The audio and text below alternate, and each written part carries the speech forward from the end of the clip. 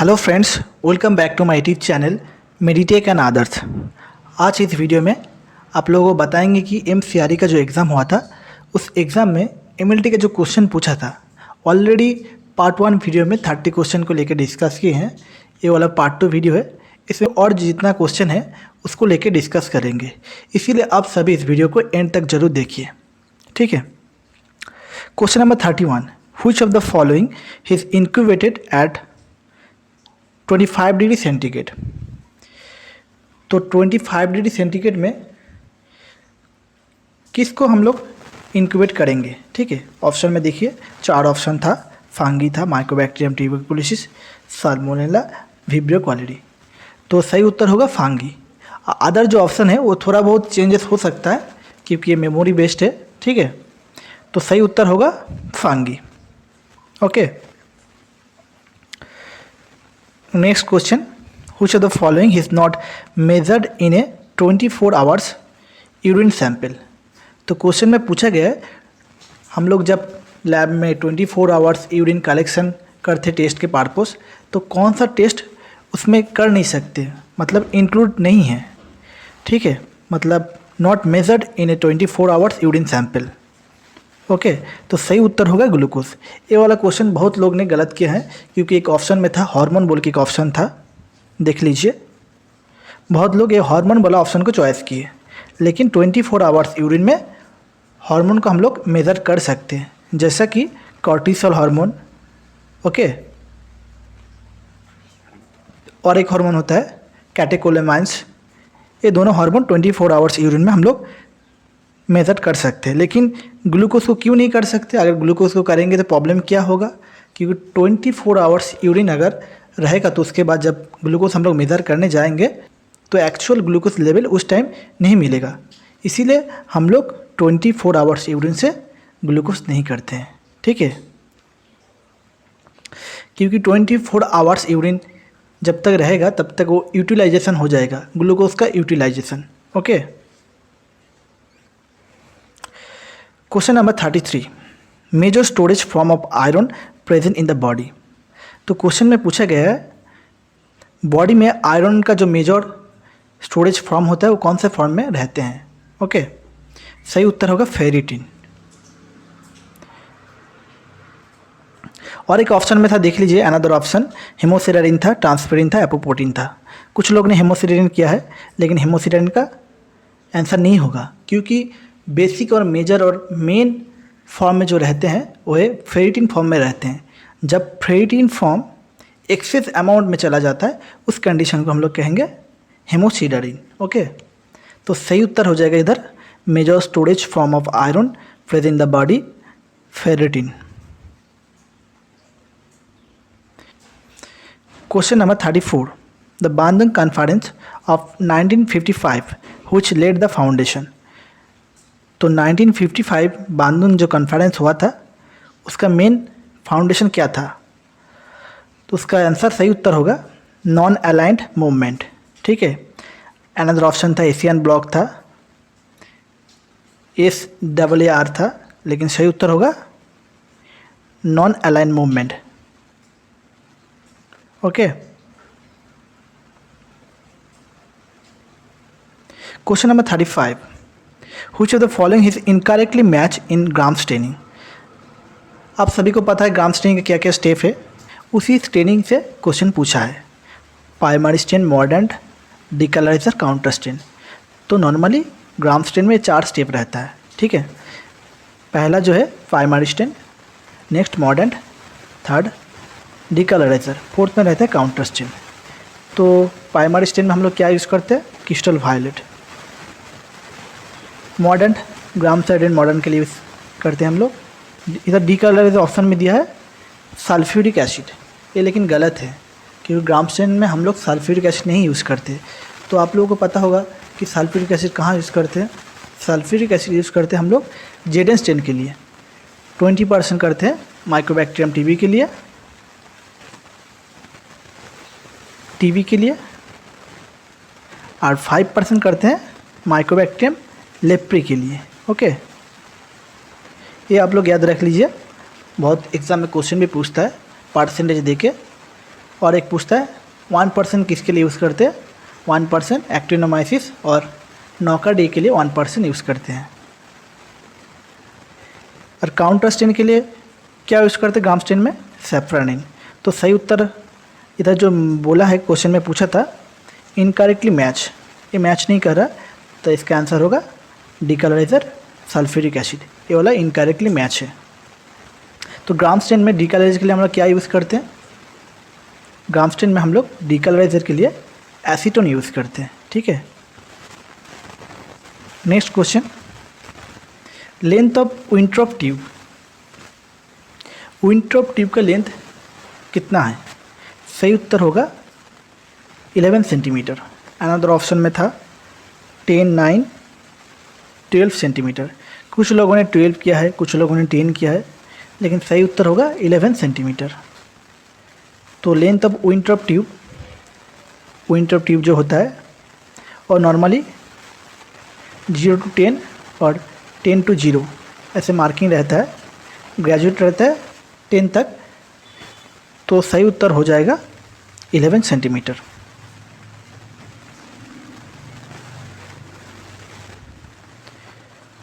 Question number 37, brain of computer, computer brain किसको कहते हैं हम लोग, इसका सही उत्तर हो जाएगा CPU, सेंट्रल प्रोसेसिंग यूनिट, इसका सही उत्तर।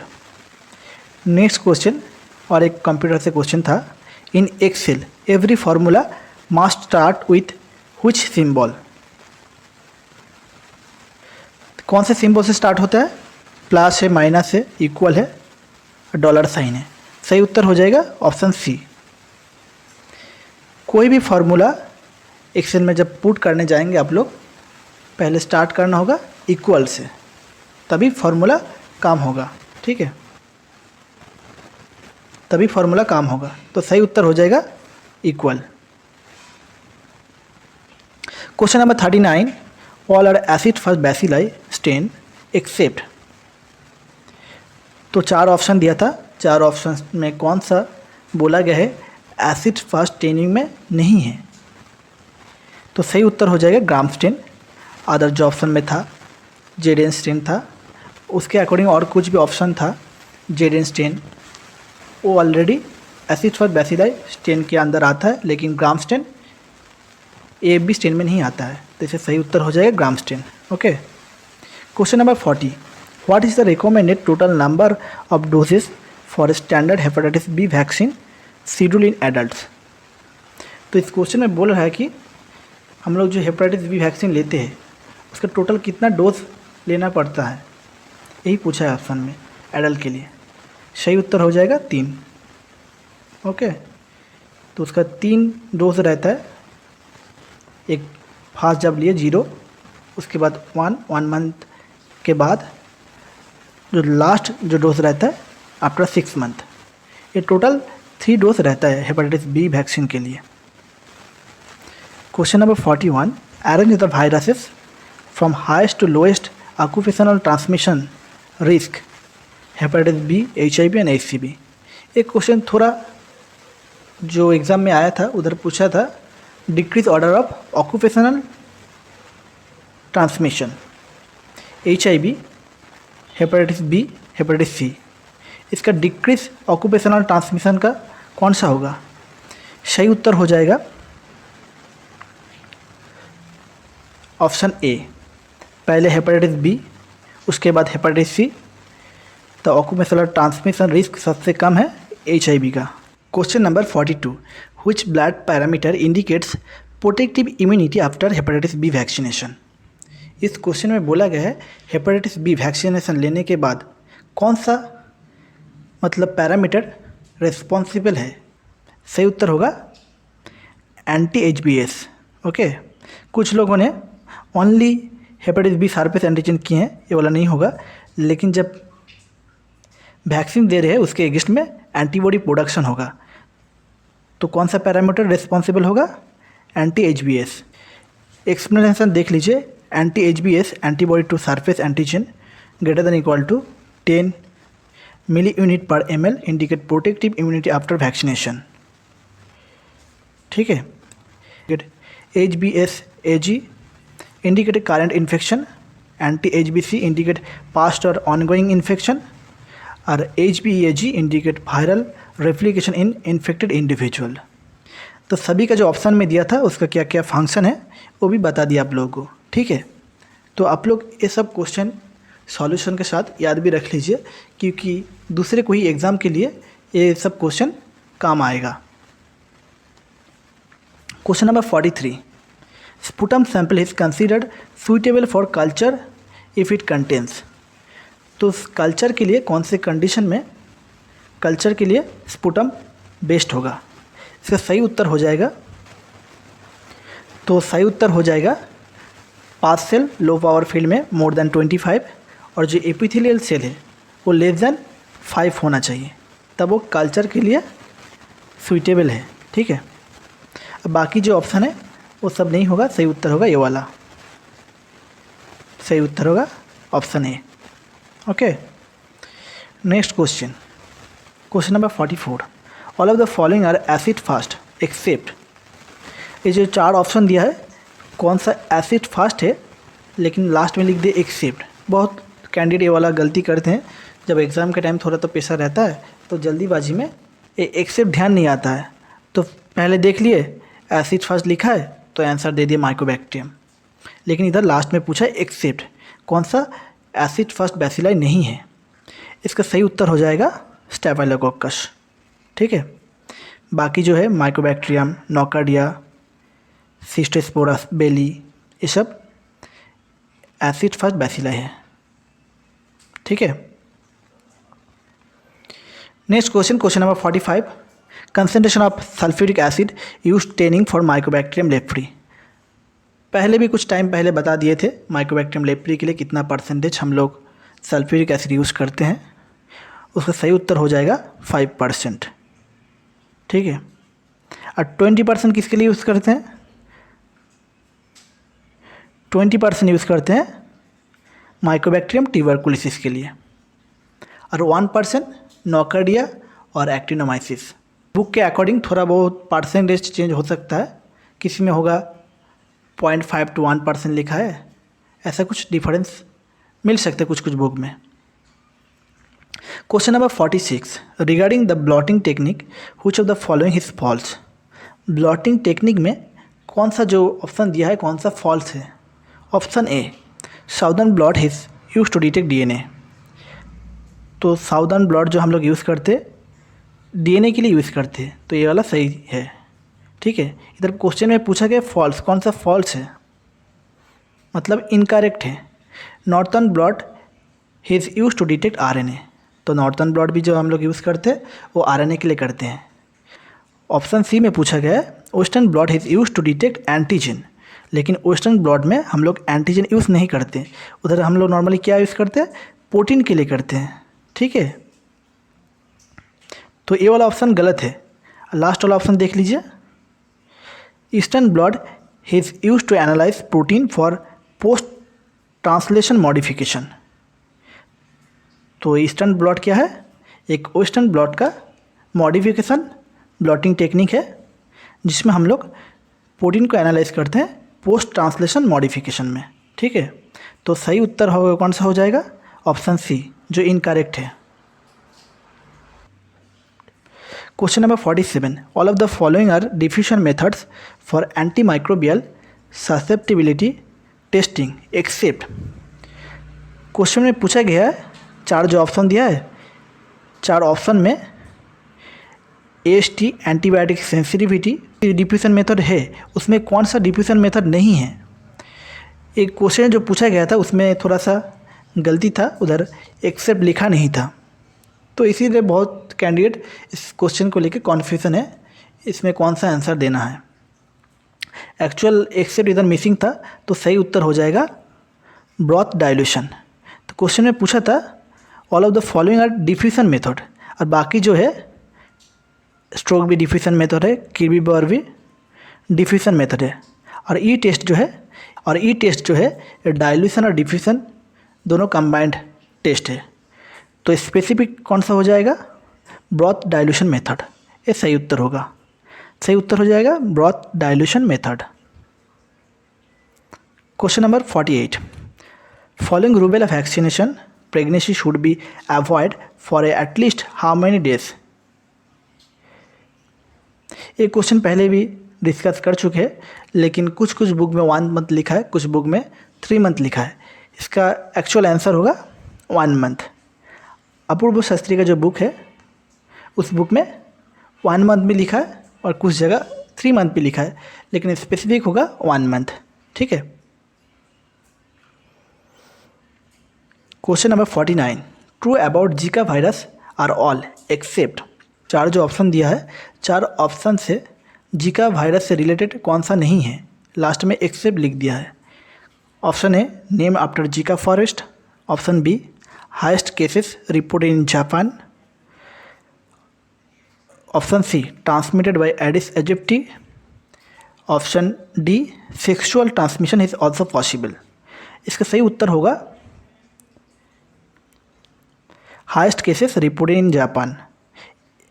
ये वाला जीका वायरस के इंक्लूड नहीं है। बाकी जो दिया है after Zika forest, transmitted through Aedes aegypti, में बी पॉसिबल, सेक्सुअल ट्रांसमिशन, ये तीनों ऑप्शन सही होगा। बहुत लोगों ने ये वाला क्वेश्चन गलती किया, बहुत लोगों ने ये वाला क्वेश्चन गलत किए हैं। मैक्सिमम ने एडिस एजिप्टी लगा है, लेकिन जीका वायरस एडिस एजिप्टी के थ्रू ट्रांसमिट भी होता है। सही उत्तर होगा option B, highest cases report in Japan. Japan में लेकिन हाइस्ट केसेस नहीं पाया जाता है। एक केस स्टडी रिलेटेड क्वेश्चन था, क्वेश्चन नंबर 50।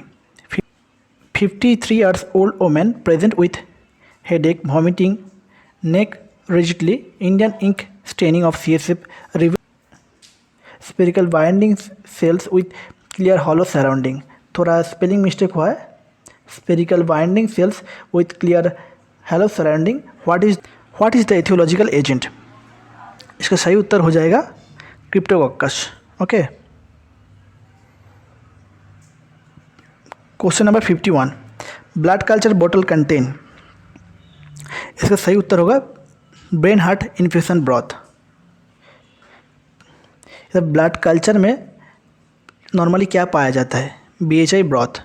लेकिन इस क्वेश्चन को भी लेके बहुत लोगों का कन्फ्यूज़न है, लेकिन इधर मेंशन कुछ नहीं किया है मैनुअल मेथड में करना है या ऑटोमेटेड में करना है, क्योंकि मोस्ट ऑफ स्पेसिफिक जो आंसर होगा इधर ऑटोमेटेड बात को मेंशन नहीं किए, तो आपको सोच लेना है कि मैनुअल का बात बोल रहे हैं, तो सही उत्तर हो जाएगा BHI ब्रॉथ। अगर ठीक है, अगर ऑटोमेटेड ब्लड कल्चर बोतल बोलते तो अब आंसर होता है tryptic soy broth. Okay. Question number 52, which culture method is used for carrying out anti microbial susceptibility testing. हम लोग जो AST मेथड करते हैं उसमें कौन सा मेथड हम लोग यूज़ करते हैं। इसका सही उत्तर हो जाएगा लॉन कल्चर। मतलब जो प्लेट रहता है, हम लोग 0.5 मैकफार्लैंड जैसा कंपेयर करके एक पेप्टोनॉर्म में कॉलोनी को सस्पेंशन करते हैं। उसके बाद एक स्वाब लेके ऐसा लॉन कल्चर, मतलब पूरा प्लेट में अच्छे से पेट कर देते हैं। इसको हम लोग लॉन कल्चर बोलते हैं। ठीक है।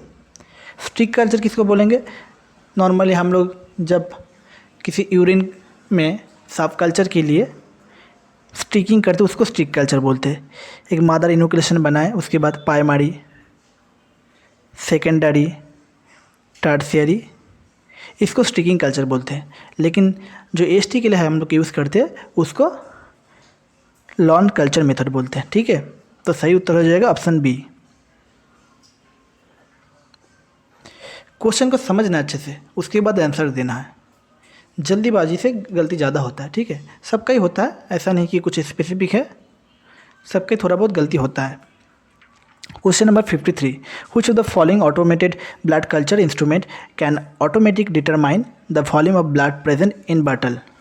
इसका सही उत्तर होगा बैक्ड अलर्ट। ठीक है, फिर भी कुछ कुछ लोग बोल रहे हैं कि बैकटेक भी हो सकते हैं, लेकिन मोस्ट स्पेसिफिक आंसर होगा option A, backed alert. Question number 54, all the following are specific methods for detection of amplification products of real time PCR except PCR में कौन सा मेथड इंक्लूड नहीं है। ठीक है। तो SYBR green dye, TaqMan hydrolysis probe, molecular beacon, fluorescence resonance energy transfer. सही उत्तर होगा SYBR green die.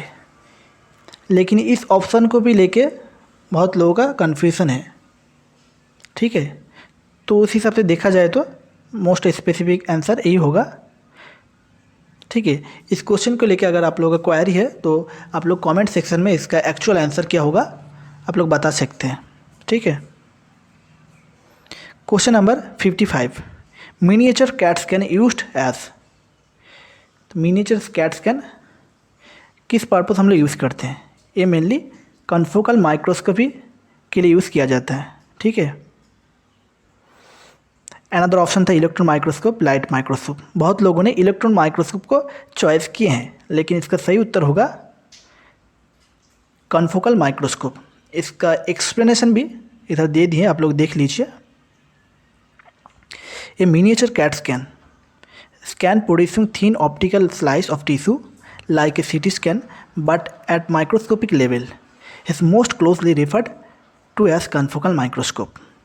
Confocal microscopy works by using laser scanning system and pinhole to obtain high resolution thin optical section of a specimen, just like a miniature CT scan. Okay. Electron microscopy gives extremely high resolution but does not produce optical sectioning like a CAT scan. तो सही उत्तर होगा confocal microscope. Electron microscope क्यों नहीं होगा कि उसमें resolution बहुत एक्सट्रीमली हाई है, ठीक है। तो सही उत्तर हो जाएगा confocal microscope. Question number 56, respiratory enzyme. इसका जो 4 ऑप्शन था इसमें भी कन्फ्यूजन है बहुत लोगों का। मोस्ट ऑफ में देखा जाए तो सही उत्तर होगा cytochrome. Question number 57, the primary function of Golgi apparatus। Golgi apparatus का प्राइमरी फंक्शन क्या है? सही उत्तर हो जाएगा packing and transport of protein and lipids. Another option जो था वो आप लोग देख लीजिए, प्रोटीन सिंथेसिस, DNA रेप्लिकेशन, ये सब नहीं होगा। सही उत्तर ये वाला है, packing and transport of protein and lipids. Question number 59, how many dose are required for a complete hepatitis B vaccine schedule in adults. एक क्वेश्चन ऑलरेडी पहले भी बोल चुके हैं, इसका सही उत्तर होगा 3 dose. INR is commonly use to monitor which test. INR का फुल फॉर्म पहले आपको पता रहना चाहिए, इंटरनेशनल नॉर्मलाइज रेशियो। ये मेनली किसको मोनिटर करने के लिए हम लोग यूज़ करते हैं? सही उत्तर हो जाएगा प्रोथ्रोम्बिन टाइम, PT टाइम हम लोग जिसको कहते हैं। कुछ लोगों ने APTT किए हैं, कुछ लोगों ने थ्रोम्बिन टाइम भी किए हैं, लेकिन इसका सही उत्तर होगा PT टाइम, ठीक है। ये पार्ट 2 वीडियो में टोटल 60 तक क्वेश्चन को लेकर डिस्कस किए हैं, और बाकी जो 40 क्वेश्चन अभी भी पेंडिंग है वो पार्ट 3 वीडियो में बाकी सब क्वेश्चन को लेकर डिस्कस करेंगे।